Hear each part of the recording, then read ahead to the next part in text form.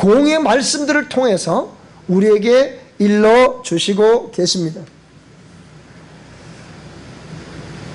그 공의 말씀을 하나님 우리에게 말씀하시기 전에 하나님은 먼저 하나님의 말씀을 수종드는 천군 천사를 지으셨고, 그리고 하나님의 형상의 모양을 닮은 우리 인간을 지으셨습니다. 인간과 이 천사는 다들 피조물로서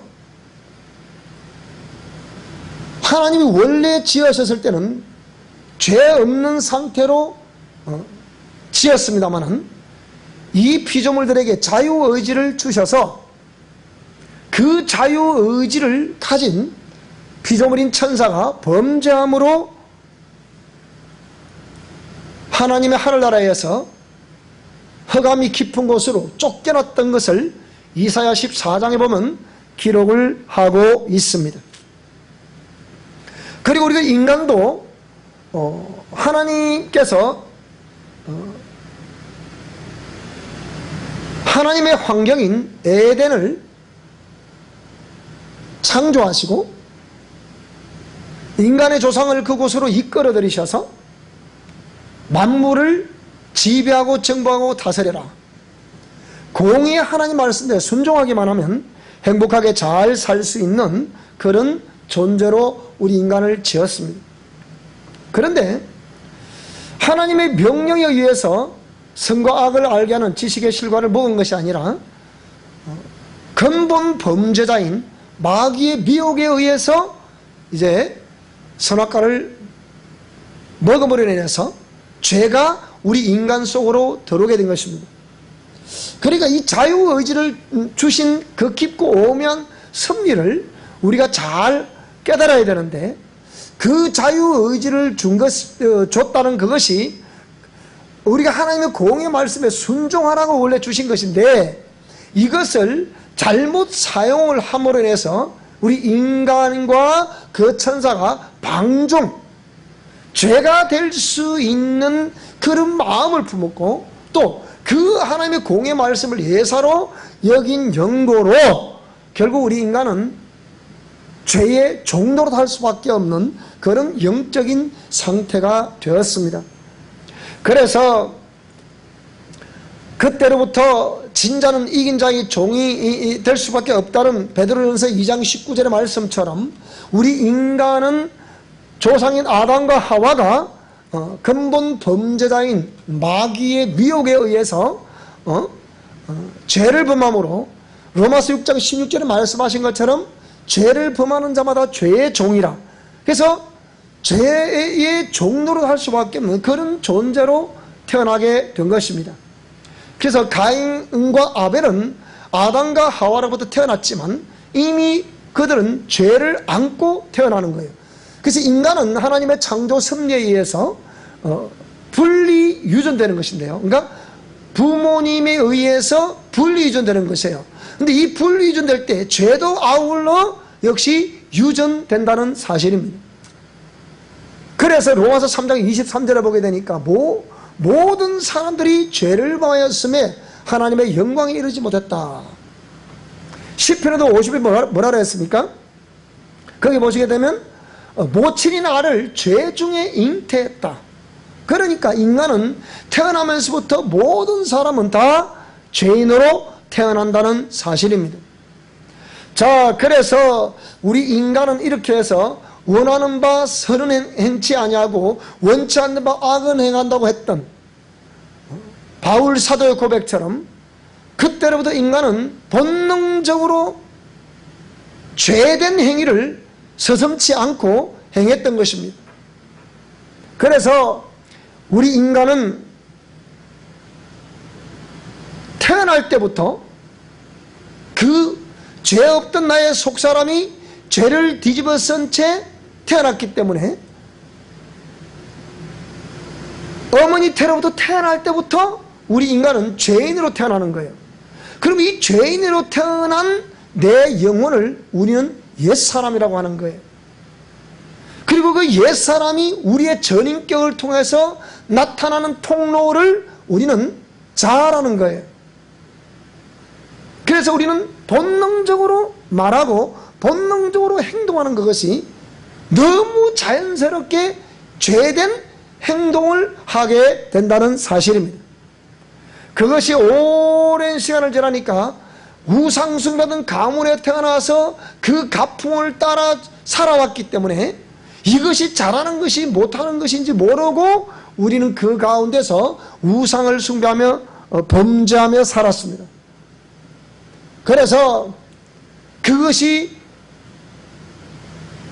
습관화가 되고 체질화가 돼서 자신도 모르게 이 죄된 행위는 너무 잘 나온다는 사실이에요.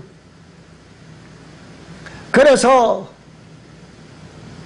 하나님은 내가 거룩하니 너희도 거룩하라고 말씀하신 오늘 본문에 있는 말씀처럼 우리가 거룩해야 되는데 우리가 거룩할 수 있는 그 방법이 뭐냐고 하는 겁니다.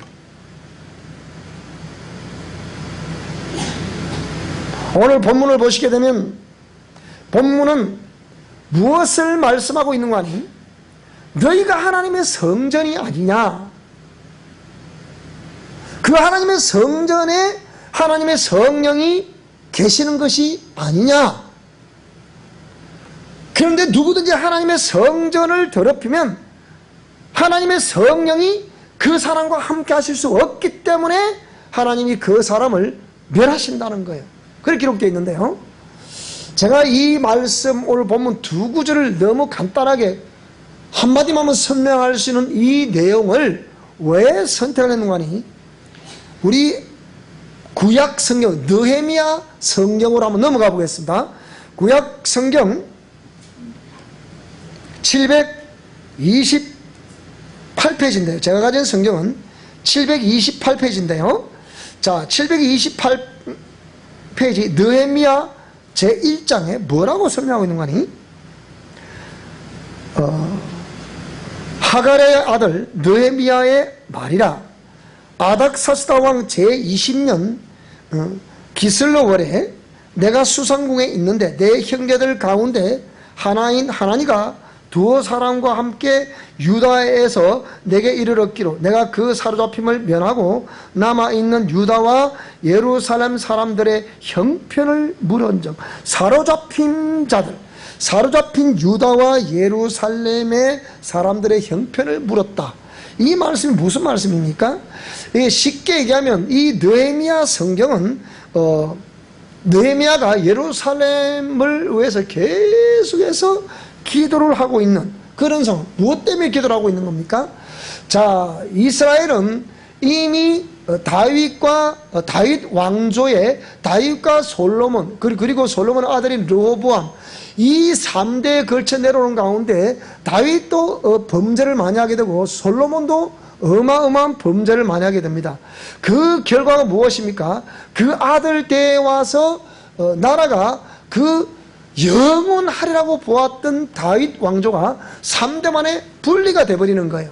그래서 남쪽은 예루살렘을 중심으로 해서 남유다라는 나라로 유다와 베냐민 두 지파만이 존재하게 되는 것이고, 저 북쪽에는 북이스라엘이라 해서 베델에 산당을 지어놓고서 그곳에서 뭡니까? 사마리아를 수도로 삼아가지고 계속해서 이제 살아가고 있는데, 이 나라가 두 나라로 나뉘어졌어요. 근데 이 두 나라가 원래는 한 나라였잖아요. 하나님 말씀대로 준행하라고 했던 그런 나라였지 않습니까? 그런데 이 나라의 백성들이 하나님의 공의 말씀에 준행하지 않은 거예요. 정말하자면 만물을 지으시고 인간을 지으신 하나님을 믿고 그 말씀에 순종했어야 되는데, 하나님 말씀에 순종치 않다 보니까 하나님을 떠나버린 거예요. 그러다 보니까 우상을 숭배하고 하나님께 예배하고 하나님께 바치던 제물을 오히려 우상에게 갖다 바치는 그런 일들이 이어졌습니다. 그럴 때마다 하나님은 선지자를 보내어서 회개를 촉구하고 회개하라 회개하라 회개하라. 아무리 그들에게 권면해도 그들은 돌아오지 않습니다. 그래서 하나님이 사명을 잘 감당해야 될 이 민족이 그렇게 하지 않기 때문에 하나님은 그 주위에 있는 열강의 강대국을 그 붙여서 이스라엘 백성들로 하여금 포로로 끌려가게 됐던 그런 역사를 우리가 볼 수가 있겠죠. 여기서 그럼 하나님이 그러면 그 나라를 망하게 해서 포로로 끌려가게 했단 말인가, 이렇게 생각할 수 있는데, 그걸 좀 심층적으로 분석을 해보면 어떤 내용인가 하니, 자, 진자는 이긴 자의 종이 된다 그랬잖아요. 죄를 범하는 자마다 죄의 종이 된다 그랬잖아요. 그럼 하나님은 이렇게 죄를 범하게 하셔가지고 다시 이렇게 또 뭐 이렇게 치료할 수 없는 약을 주시고 이런 개념이 아니라는 거예요. 시시고 싸매시고 뭐 이런 개념 아니라는 거예요. 하나님이 그럼 하나님이 시험치도 아니하시고 시험받지도 아니하신다 그랬잖아요. 그 우리를 시험치도 아니하신다 그랬는데 그러면 우리를 그렇게 시험하셨단 말인가? 이렇게 우리 얘기가 될 수 있잖아요. 이게 무슨 말인가? 이런 내용이에요. 우리가 공의의 말씀대로 하나님의 순종했어야 되는데 안 했다는 거예요. 안 하니까, 그러면 안 했다는 개념은 다른 말로 해보면 뭐 했다는 얘기입니까? 공의의 말씀에 불순종했다는 거죠. 그게 뭡니까? 죄라는 거죠. 그럼 죄를 범했다면 누구에 속한다고요? 요한일서 3장 8절에는 마귀에 속한다 그랬잖아요. 그러니까 백성들이 범죄를 하게 되니까 하나님이 범죄하는 그들로 하여금 징계를 하셔가지고 주위에 강대국을 오라 해가지고 이거 끌고 가라고, 이런 개념이 아니고 뭐라고요? 마귀가 범죄하는 그들을 합법적으로 와서 삼켰다는 거예요. 그렇기 때문에 그들이 포로로 끌려가게 됐다는 거예요. 무슨 말씀이 이해되십니까? 그러니까 포로로 끌려갔다는 개념이 하나님이 옛다 이놈을 개심하는 포로로 끌려가거라, 이게 아니고 뭐라고요? 백성들이 범죄에서 공의 말씀을 떠나버렸기 때문에 죄의 근본인 마귀가 그의 수화를 시켜가지고 택한 백성들을 강제적으로 통치하게 되더라, 이 말입니다. 무슨 말씀이 이해되죠? 다른 말로 해보면 우리나라가 왜 남북 분단이 됐을까요? 잘 생각해 보셔야 됩니다. 왜 우리 기독교 들어온 지 130년이 지났는데요. 지금 140년이 다 돼가는데, 그런데 왜 우리가 이렇게 남북 분단이 됐겠냐, 이 말입니다. 이것은 일제시대로 거슬러 올라갑니다. 그 일제시대로 더 올라가 보면 뭡니까? 조선시대로 올라갑니다. 조선시대 이 국교가 뭐였습니까? 유교였어요, 유교.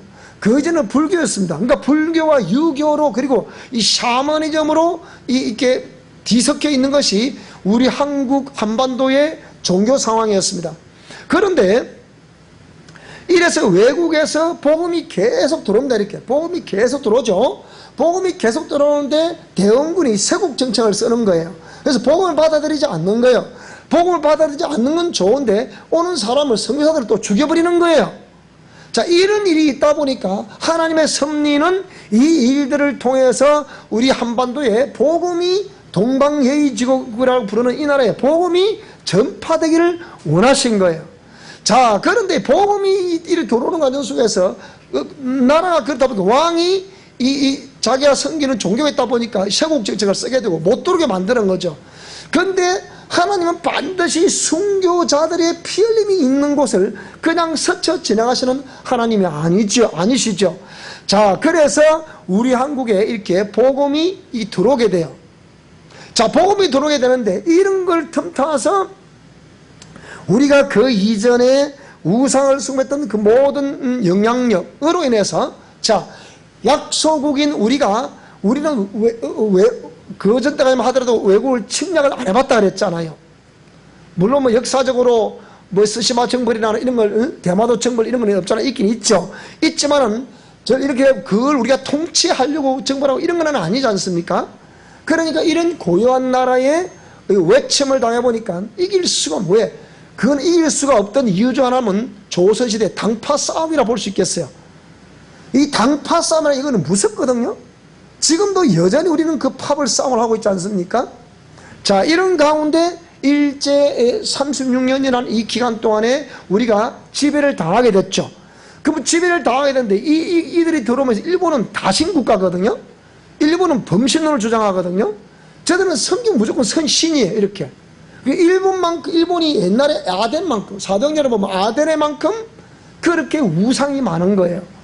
그래서 일본의 섬기는 모든 종교들이 막 들어오는데 그 중에 뭡니까? 신사예요. 그 신사참배를 하게 되죠.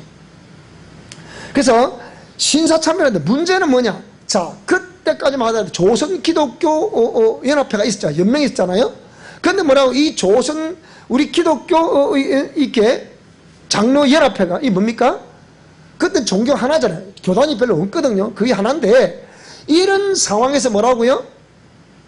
이런 상황에서 총회에서 신사를 참배하기로 결의를 했다는 거예요. 물론 뭐 감리교도 있고 침례교 다 이렇게 있지만은요. 그래서 조선 예수교 장로회에서 이렇게 신사를 참배하기로 결의를 했어요.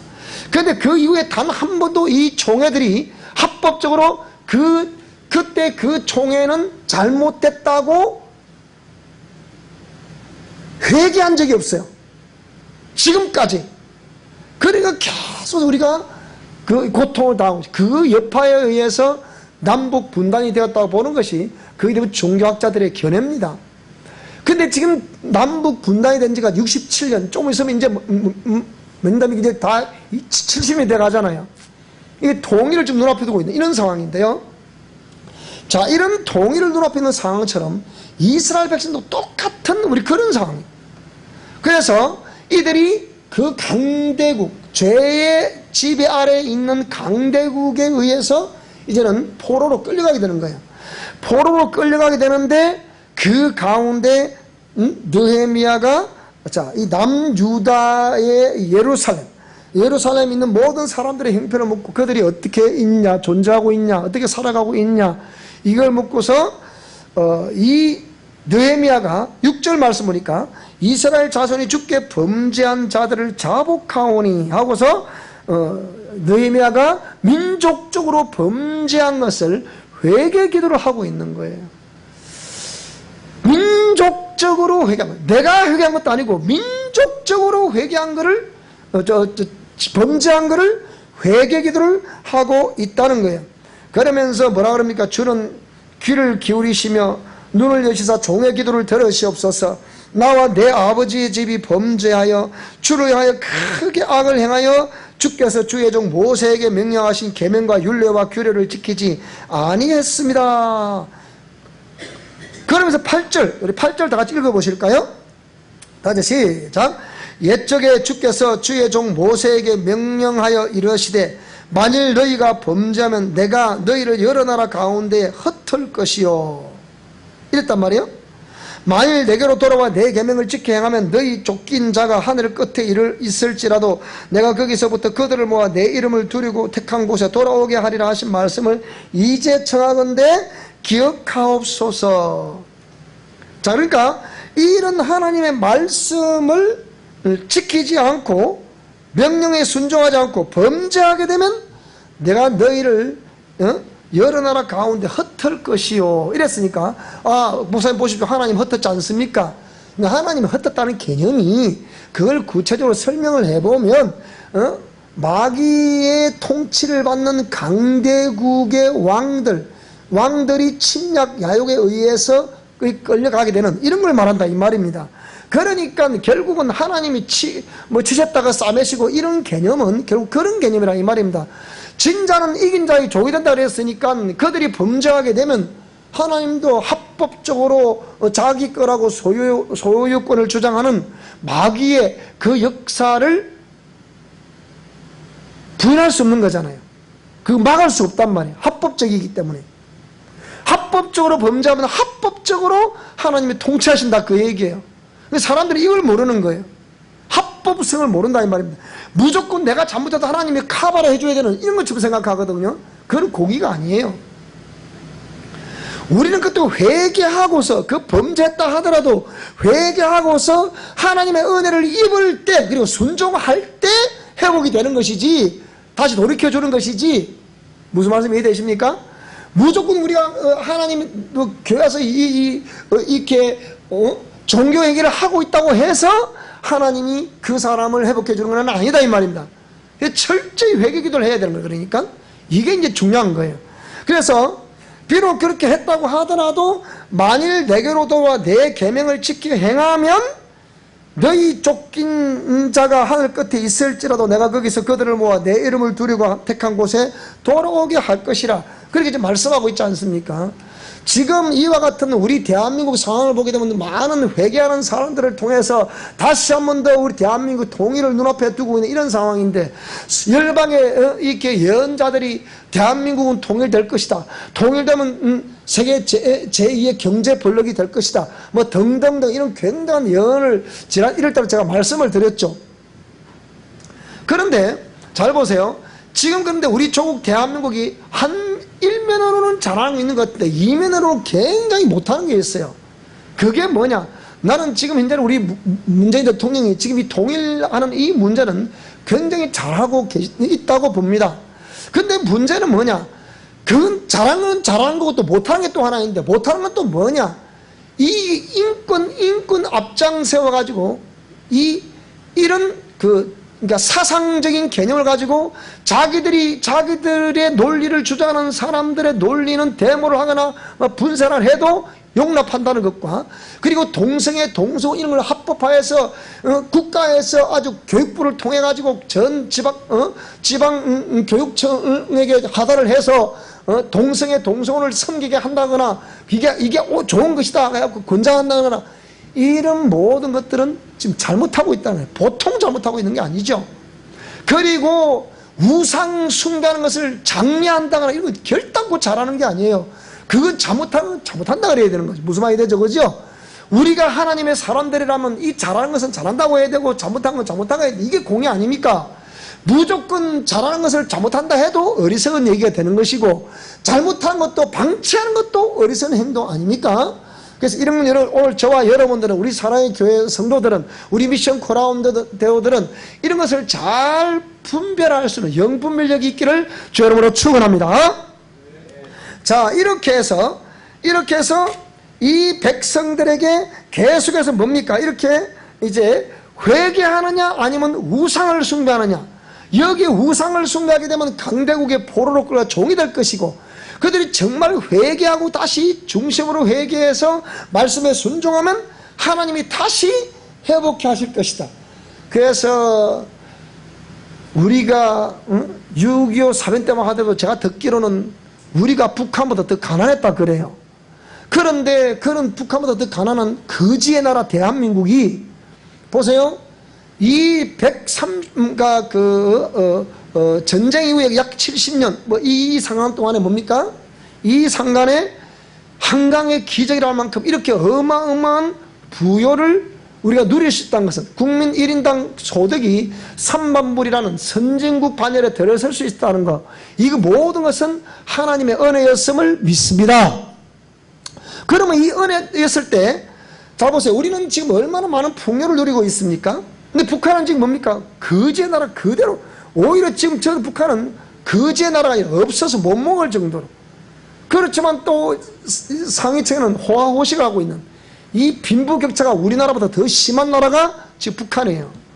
그런데 그들의 인권은 간 곳이 없고, 나만의 쾌락을 쫓아가는 이 완전히 하나님 말씀을 정면으로 대적하고 있는 이들의 인권은 인권 존중이라 해서 존중을 해줘야 된다. 이러하고 있는 것이 현 정부에 하고 있는 것인데요. 자, 이런 상황을 보면서 그러면 이스라엘 백성들에게 오늘 본문은 느헤미야가 그들의 정복자에 의해서 정복당한 연고로 이들은 완전히 성전도 파괴가 되고 백성들도 포로로 끌려가게 되는 이런 엄청난 수치 앞에서 그 나라와 민족이 범죄했던 것을 회개기도하면서 그 백성들이 다시 한 번 더 죽게 돌아오기를 촉구하고 있는 가운데, 느헤미야는 너무 정확하게 우리의 심령 성전을 거룩하게 보존하지 않으면 어떻게 된다는 것을 정확하게 설명해 주고 있는 거예요. 오늘 느헤미야 2장, 이제는 2장 3절을 보겠습니다. 왕께 대답하되 왕은 만세수를 하옵소서. 내 조상들의 묘실이 있는 성읍이 이제까지 황폐하고 성문이 불탔사오니 내가 어찌 얼굴에 수심이 없사오리까 하니, 왕이 내게 이르시되 그러면 네가 무엇을 원하느냐 하시기로 내가 곧 하늘의 하나님께 묵도하고 왕에게 아뢰되 왕이 만일 좋게 여기시고 종이 왕의 목전에서 은혜를 얻었사오면 나를 유다 땅 나의 조상들의 묘실이 있는 성읍에 보내어 그 성을 건축하게 하옵소서. 정 말하자면 무너져버린 성전을 재건축하게 하옵소서. 이렇게 느헤미야는 왕에게 간청을 하고 있는데요. 자, 우리가 성전의 역사를 보면 우리 설명했죠. 천상 성전이 있었어요. 그 모형을 본떠 만든 성막이 있었어요. 그 성막의 제도를 이 다윗이 자기가 왕궁을 지어놓고서 그것이 하나님의 법궤가 자기의 성전 안으로 들어오기를 원했어요. 그래서 만든 것이 뭡니까? 이제 황궁 성전을 이제 지었죠. 그 황궁 성전을 지은 그 역사가 쭉 이어오면서 예수님 당시에 헤롯 성전이 있었죠. 예루살렘 성전은 헤롯 성전인데요.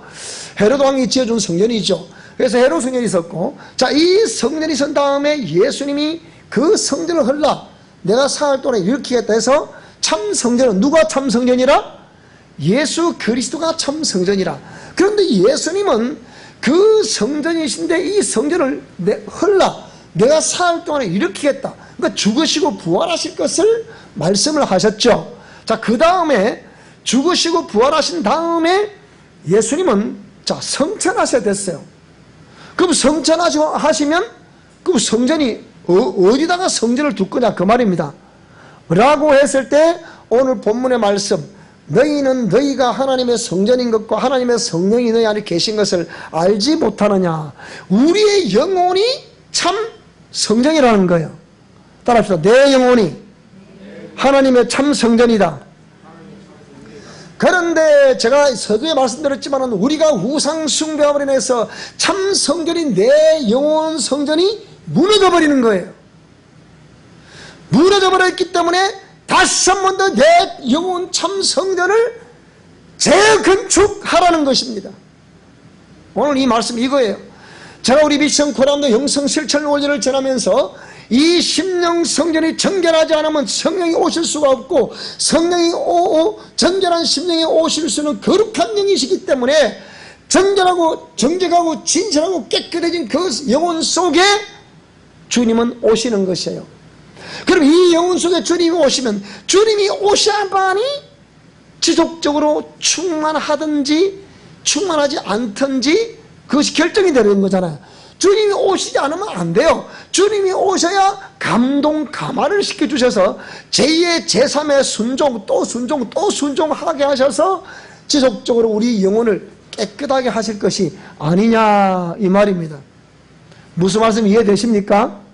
그래서 주님은 내 심령 정결한 심령 성전에 오시기를 원하셨고, 내 영혼이 정결할 때 내 영혼에 오셔서 우리와 함께 하시고 지속적으로 충만할 수 있는 조건이 뭐라고요? 계속해서 내 심령 성전을 옛사람의 자아를 죽이고 깨뜨리면서 정결하게 만들어가는 것이다. 닦아가는 것이다 그랬잖아요. 자, 그렇게 되면 이 성령의 충만함이 안에 내 심령 성전 내에만 존재하는 것이 아니고 바깥으로 흘러나온다 그랬죠. 흘러나와서 환경과 대인관계를 회복시키심으로 말미암아 우리의 삶의 전인격적인 회복도 올 수 있다고 그랬죠. 이게 영성 실천 원리에서 가르친 내용이란 말이에요. 그런데 오늘 본문 내용 느헤미야 1장 2장을 쭉 읽어보면 특히 2장에서 그걸 완전히 설명을 해주고 있는 거예요. 1장에서는 아까 1장 7절 8절 9절까지 말씀드렸죠. 우리가 하나님의 공의 말씀을 지키지 않았기 때문에 이방의 속국이 되었다. 그래서 포로로 끌려갔다. 다시 회개하게 되고 계명을 다시 지키면 하나님이 다시 돌아오게 하실 것이다 그랬죠. 자, 그러면 그런 상황 속에 성전이 하나님을 섬길 수 있는 성전이 무너져 버렸으니까 2장 13절 보니까 뭐라 그래서 13절 마지막 부분에 그 밤에 골짜기 문으로 나가서 용정으로 본문에 이르는 동안에 보니 예루살렘 성벽이 다 무너졌고 성문은 불에 탔더라는 내용이에요. 이것도 한 장 넘겨보겠습니다. 자, 그래서 하나님이 그러면 성전을 재건축하라는 목적이 뭐냐? 오늘 저와 여러분들하고 옛사람과 자아를 죽이고 깨뜨리라는 이유는 뭐냐? 그건 심령성전이 깨끗게 하기 위함인데, 자 17절 말씀을 다 같이 읽겠습니다. 시작. 후에 그들에게 이르기를 우리가 당한 공경은 너희도 보고 있는 바라. 예루살렘이 황폐하고 성문이 불탔으니 자 예루살렘 성을 건축하여 다시 수치를 당하지 말자 하고, 그러니까 우리가 성전 건축해서 단독 목회를 잘해서 아름다운 심령 성전을 건축하고 유지하고 있어야만이 수치를 안 당한다 이 말입니다. 수치를. 무슨 말씀이 이해되십니까? 그래서 그들의 말이 일어나 건축하자 하고 모두 힘을 내어 이 선한 일을 하려 하고 18절에 또 말씀하고 있습니다. 자, 그러면 이렇게 다시 성전 재건축하는 목적이 뭐라고요? 다시는 수치를 당하지 말게 하자 이 말이죠. 그러면 그렇게 최종적인 목적은 20절에 기록하고 있습니다. 자, 2장 20절 시작. 내가 그들에게 대답하여 이르되 하늘의 하나님이 우리를 형통하게 하시리니 그의 종들인 우리가 일어나 건축하려니와 오직 너희에게는 예루살렘에서 아무 기업도 없고 권리도 없고 기억되는 바도 없다 하였느니라. 하늘의 하나님이 우리를 형통하게 하시리니, 우리 성전을 아름답게 재건축을 잘 해놓기만 하면, 왜? 우리는 이미 죄 아래서 태어났었잖아요. 그러니까 아름답게 성전을 재건축을 잘 해놓기만 하면 하나님 오늘 저와 여러분들은 형통케 하시리니, 영성 실천 원리대로 형통케 하시리니, 회복케 하시리니. 그래서 요한일서 3장 2절에 뭐라 그랬습니까? 사랑하는 자여 네 영혼이 잘된 같이 네가 범사에 잘되고 강건하기를 내가 강구하노라.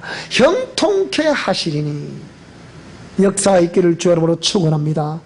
성령 하나님은 오늘 저와 여러분과 함께 하시기를 원하시고 계시고 또 함께 하셔서 우리를 의의 길로 진리의 길로 생명의 길로 인도해 가시기를 원하십니다. 그 놀라운 은혜가 저와 여러분과 함께 할 수 있기를 주 여러분으로 축원합니다. 아름다운 성전을 건축하라. 아름다운 성전을 재건축하라. 그리고 형통케 한다는, 다시는 수치를 당하지 않게 한다는 주의 말씀을 잘 기억하여 승리하시는 저와 여러분 삶이 될 수 있기를 주 여러분으로 축원합니다. 기도하겠습니다.